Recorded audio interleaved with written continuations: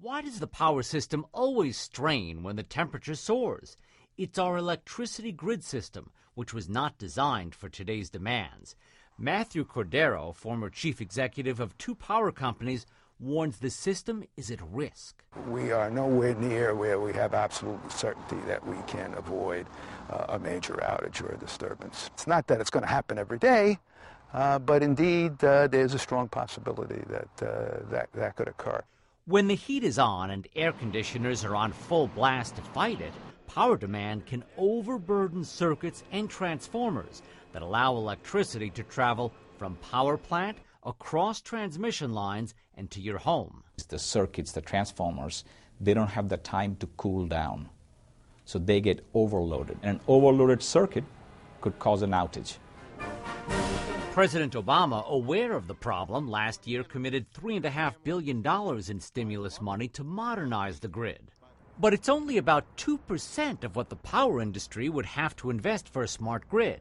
And much of the government money has yet to be spent. New York's Con Edison recently put off a plan to install smart grid equipment in part of Manhattan. It's a disappointment to a Massachusetts company that supplies high-capacity power cables, superconductors that can protect against dangerous power surges. Superconductors are a key component of those smart grids in Korea, in China, and here in the U.S. we need to do the same thing, and we urgently need to update our grid. Smart grid technology would allow utilities to see precise, real-time demand from every customer, so they could take action to minimize the risk of an outage.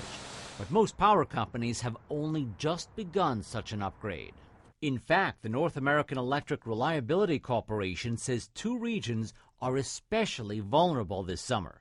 Colorado, suffering from drought conditions that are reducing power output from the Hoover Dam power plant, and south central Louisiana, where transmission lines need upgrades to improve reliability.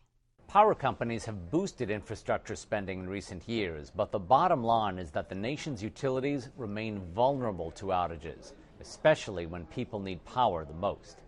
For CNNMoney.com, I'm Alan Chernoff.